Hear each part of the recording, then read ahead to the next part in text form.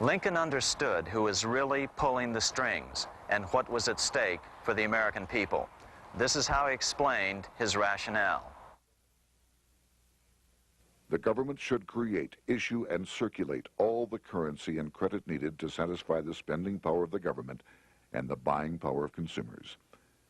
The privilege of creating and issuing money is not only the supreme prerogative of government, but it is the government's greatest creative opportunity.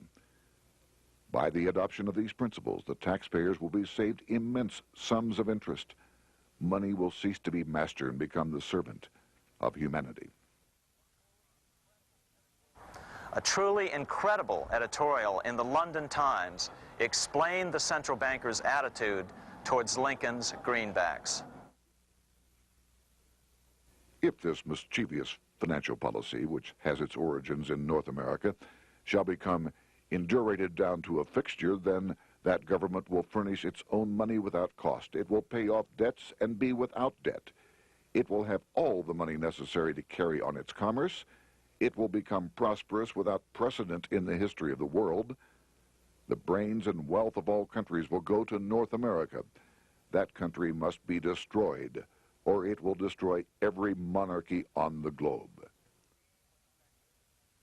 The scheme was effective, so effective that the next year, 1863, with Federal and Confederate troops beginning to mass for the decisive battle of the Civil War, and the Treasury in need of further congressional authority to issue more greenbacks, Lincoln allowed the bankers to push through the National Bank Act. These new national banks would operate under a virtual tax-free status and collectively had the exclusive monopoly power to create the new form of money, banknotes. Though greenbacks continued to circulate, their numbers were not increased. But most importantly, from this point on, the entire U.S. money supply would be created out of debt by bankers buying U.S. government bonds and issuing them for reserves for banknotes. As historian John Kenneth Galbraith explained it, in numerous years following the war, the federal government ran a heavy surplus. It could not, however, pay off its debt, retire its securities, because to do so meant there would be no bonds to back the national banknotes. To pay off the debt was to destroy the money supply. Later in 1863, Lincoln got some unexpected help from Tsar Alexander II of Russia. The Tsar, like Bismarck in Germany, knew what the international money changers were up to and had steadfastly refused to let them set up a central bank in Russia. If America survived and was able to remain out of their clutches, the Tsar's position would remain secure.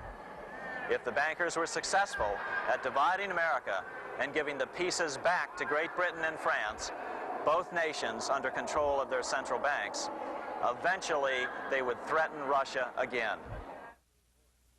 So the Tsar gave orders that if either England or France actively intervened and gave aid to the South, Russia would consider such action as a declaration of war. He did the same with part of his Pacific Fleet and sent them to port in San Francisco. Lincoln was reelected the next year, 1864. Had he lived, he would surely have killed the national bank's money monopoly extracted from him during the war. On November 21st, 1864, he wrote a friend the following: The money power preys upon the nation in times of peace and conspires against it in times of adversity. It is more despotic than monarchy, more insolent than autocracy, more selfish than bureaucracy. Shortly before Lincoln was murdered, his former Secretary of Treasury, Salmon P. Chase, bemoaned his role in helping secure the passage of the National Banking Act only 1 year earlier. My agency in promoting the passage of the National Banking Act was the greatest financial mistake in my life. It has built up a monopoly which affects every interest in the country. On April 14, 1865, 41 days after his second inauguration and just 5 days after Lee surrendered to Grant at Appomattox, Lincoln was shot by John Wilkes Booth at Ford's Theater.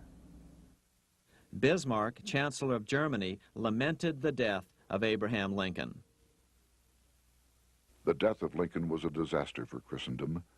There was no man in the United States great enough to wear his boots. I fear that foreign bankers, with their craftiness and torturous tricks, will entirely corrupt the exuberant riches of America and use it systematically to corrupt modern civilization. They will not hesitate to plunge the whole of Christendom into wars and chaos in order that the earth should become their inheritance. Bismarck well understood the money changers' plan.